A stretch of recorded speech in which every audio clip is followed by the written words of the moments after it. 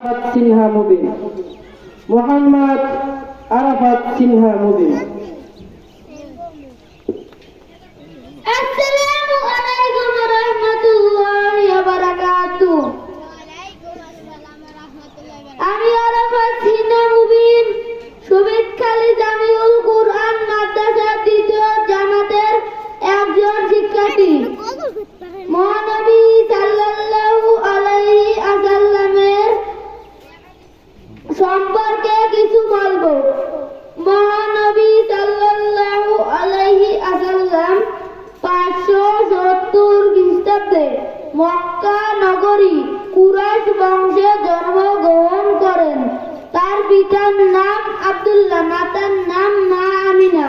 দুজাহানের বাদশা নবী করিম সাল্লাল্লাহু আলাইহি ওয়াসাল্লাম 40 বছর বয়সে নবুয়ত লাভ করেন।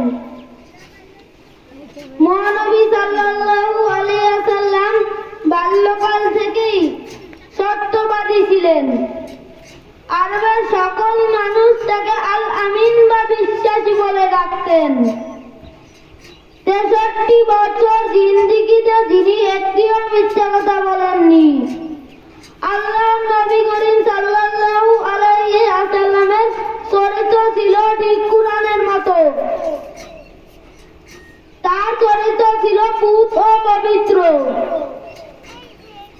মহানবী সাল্লাল্লাহু আলাইহি ওয়াসাল্লাম আমাদের জন্য অনেক মূল্যবান উপদেশ রেখে গেছেন। 1.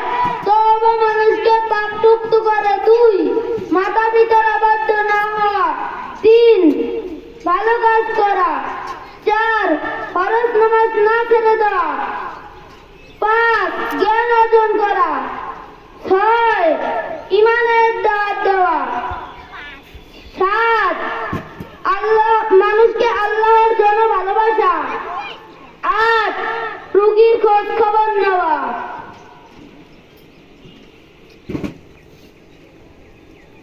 সালাম দাও।